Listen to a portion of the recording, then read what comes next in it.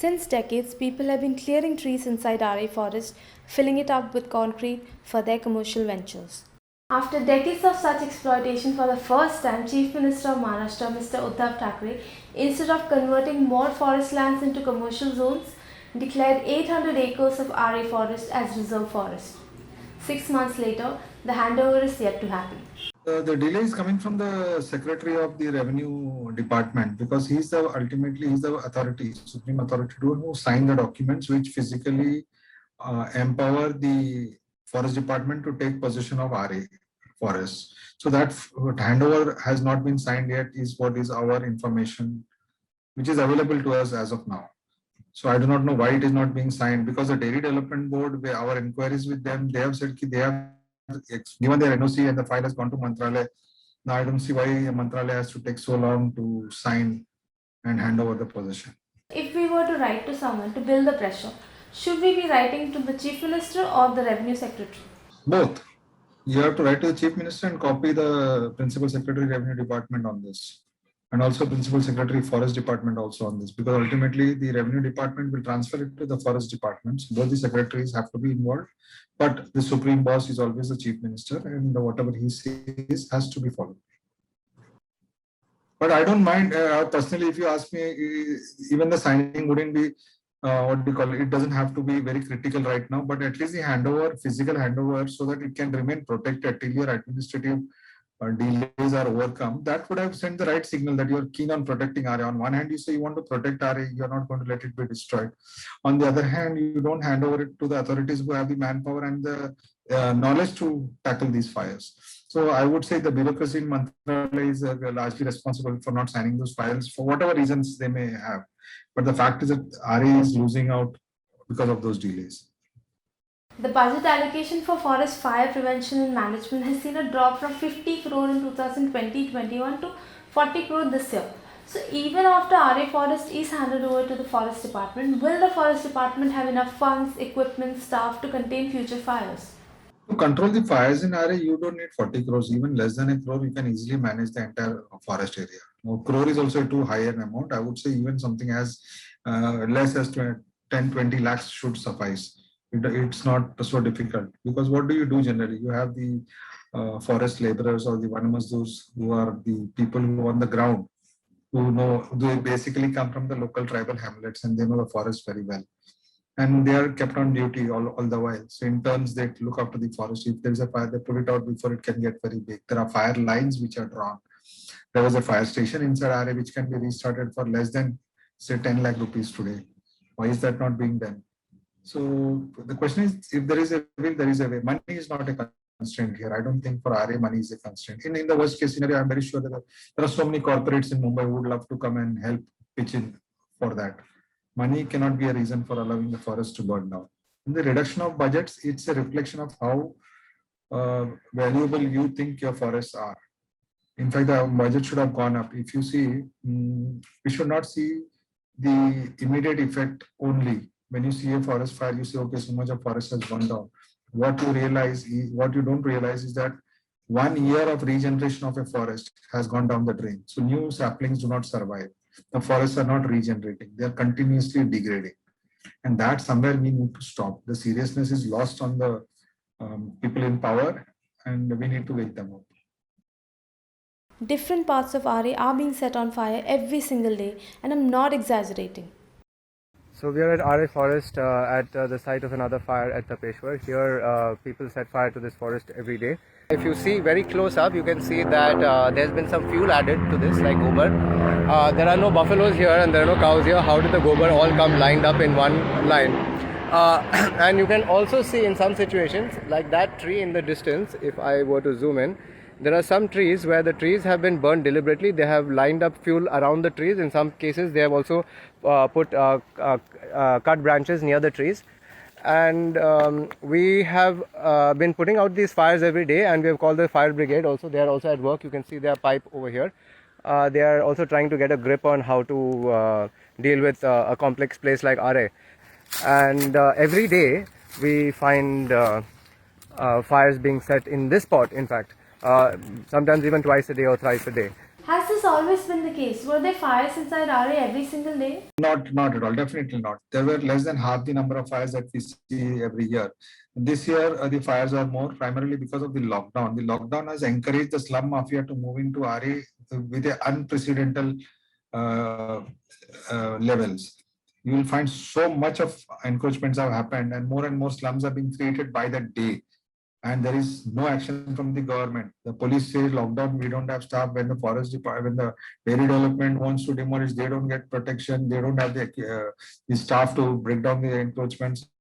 And there is no real will display to remove these encroachers. So the more forests you burn down, the more areas that can be brought under slums, the more areas that can be encroached on. If you'll find a lot of illegal temples and dargahs and all kinds of things coming up inside Aarey, illegal, where the government has not allotted lands, but it is happening just to grab that portion of land and create a revenue generation opportunity later on.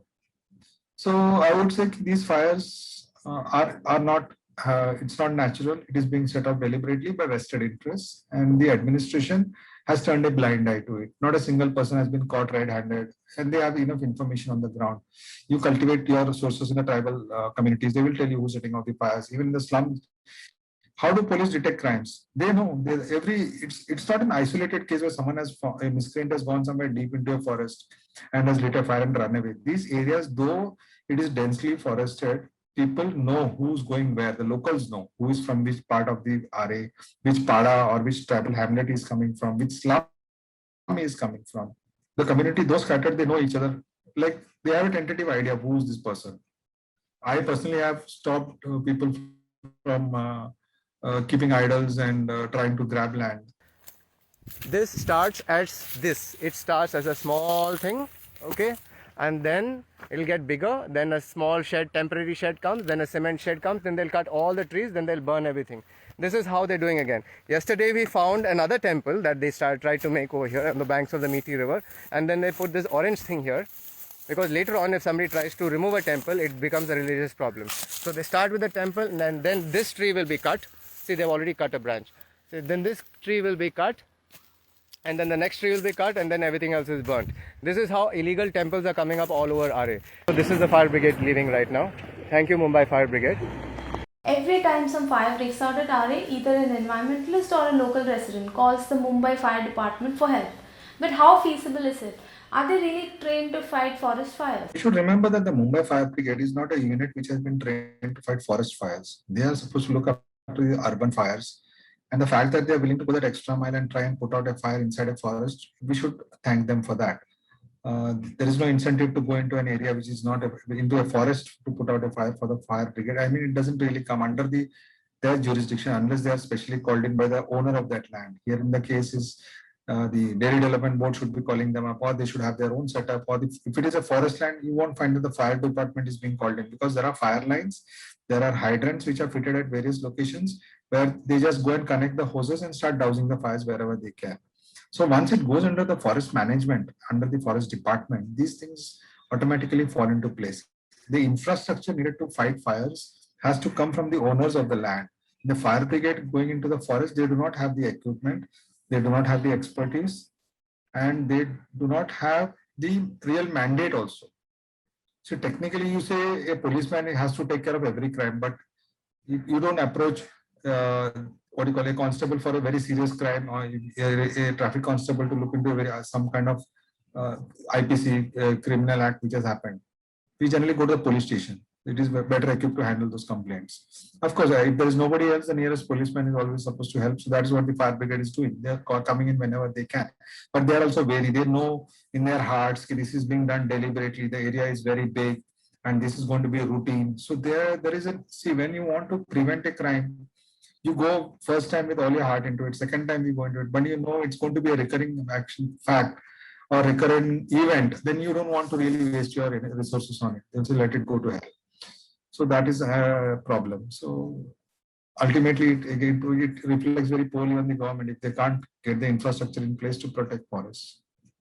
Have you ever seen the Aarey fire station functioning?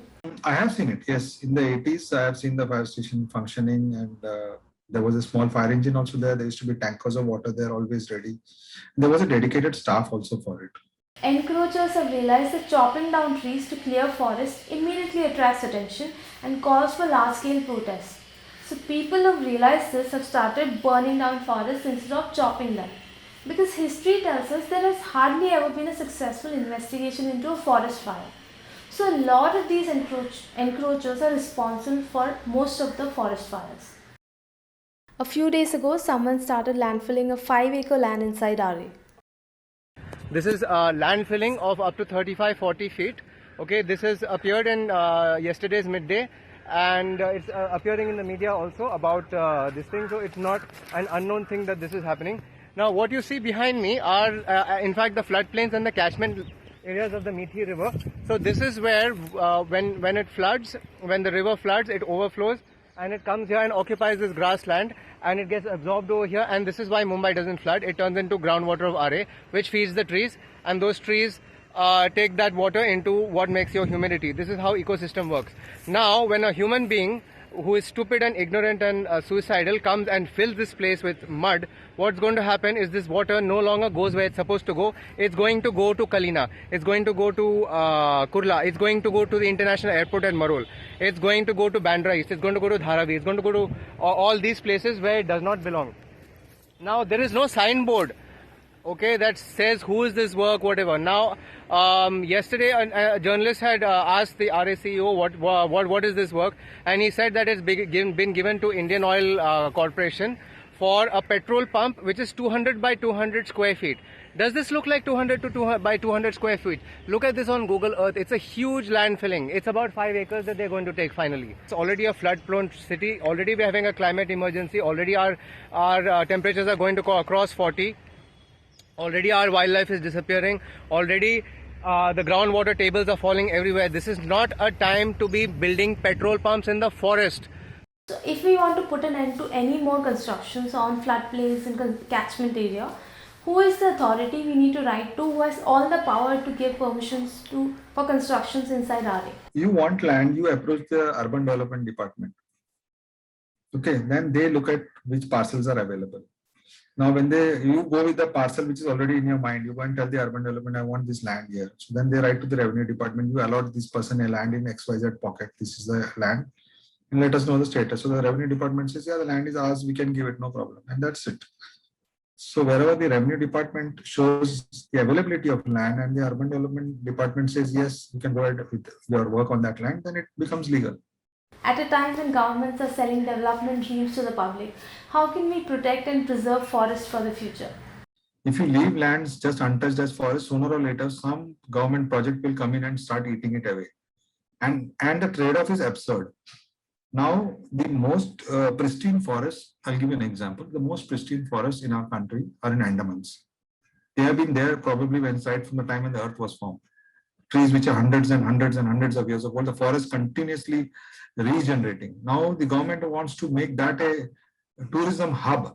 And the hub idea is making it a city, taking away the rights of the aborigines or the original inhabitants, destroying all those forests and compensating with plantations in Madhya Pradesh.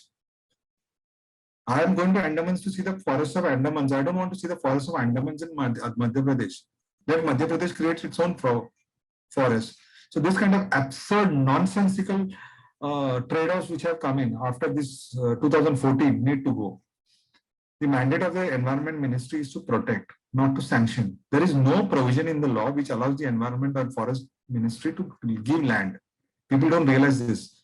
We say the government has given permission. Government doesn't have the power to give that permission. Show me the Environment Protection Act or show me the Forest Conservation Act. How can you do it? You're talking of diversion of forests. You are diverting forests, okay, but then you are not ensuring whether so much trees have been planted, where is it? And trees are not only forests, you can't create forests. There is no provision which says that you buy for land, then make it a forest. You will say, oh, I'm taking away 100 acres of land, and in that 100 acres, there are 3,000 trees. So now what I'll do is I'll go and plant 3,000 trees in 2 hectares, and then we'll finish it off. That doesn't happen. You should have a policy. See, you are accepting that you lost forests. You lost 10 hectares of forest today. You should be buying 20 hectares of land and making forest on 20 hectares. Not putting trees in 2 hectares and say, okay, I've taken 10, I've put 2 in 2 hectares. So people need to understand that. And that change will come only when citizens start interacting more with the bureaucrats and with the ministers and bring this change. That's all for today, but do not forget to write to these people. We need to build pressure and put an end to such unsustainable development. Thanks a lot.